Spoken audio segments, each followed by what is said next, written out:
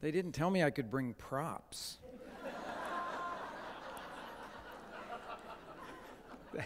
Thank you all so much. It's a real pleasure to be here with you. Thanks to Jerry for inviting me to address this group. But I have to say right away that I'm an accidental conservationist. I didn't set out to become any kind of conservationist. I'm really a chef and an entrepreneur at heart. But along the way, since 1987, when my wife and I opened Frontera Grill, I learned a whole lot of different lessons, and I was taught them almost exclusively by farmers. And that was something that I didn't really expect at all. When we opened Frontera in 87, it was in March, and I wanted to be able to set our restaurant apart from the rest of the pack. And I had eaten the wonderful strawberries that are grown around here for the couple of years before that I'd lived in Chicago. I moved here back in '85, and I thought they were the best strawberries I'd ever eaten anywhere. So I assumed that I'll open this restaurant, and when the strawberries come in late May, I'll put them on the menu.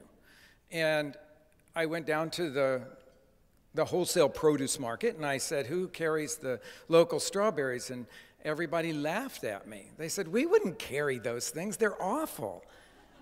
Now, this was the produce guys. These are the people that I thought were going to help me transition into being a unique restaurant in Chicago. I was going to be successful. They said those strawberries, they go bad really fast. They're all watery.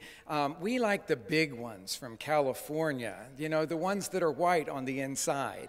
And I thought there's got to be more to produce in Chicago, to that. But remember, this was in the era when we didn't have any farmers markets in Chicago. It's hard to imagine that in just these few years, almost 23 years now that we've had Frontera, that we've gone from no farmers markets to this great abundance of farmers markets in the Chicagoland area.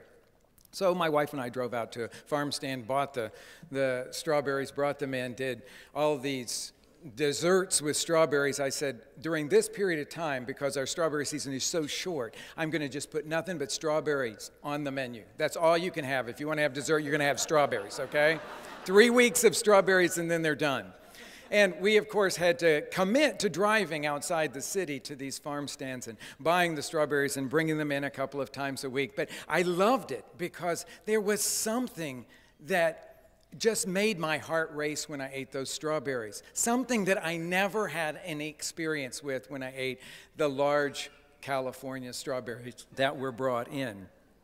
So I learned or found this great commitment in flavor, number one, and in the uniqueness of the strawberries here, and also about sustainability. And that's, I think, what I realized had to be the foundation on which I built my career.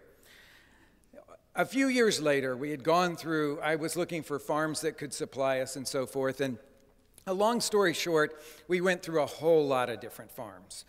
They would come into business for a little bit, and then they were boutique farms that go out of business. We couldn't find anybody that would sell to us.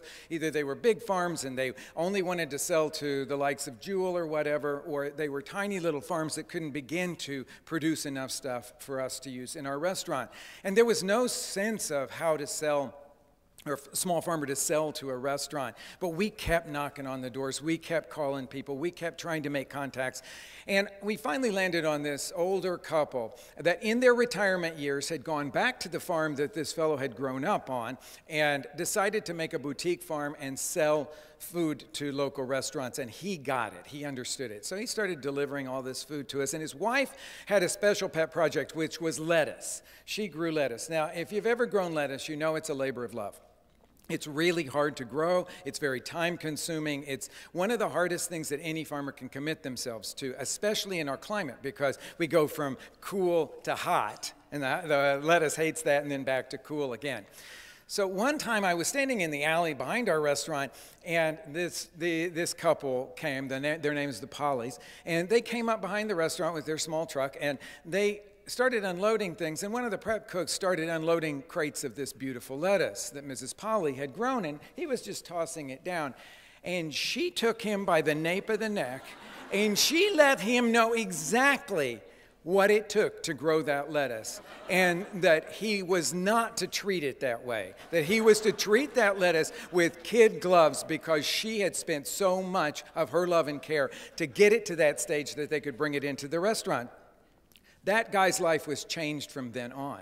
But not only that guy's life, but all the cooks in our restaurant started understanding that having a direct connection to a farmer like that could say what they had put into the food, all of a sudden made us as cooks appreciate the food a lot more.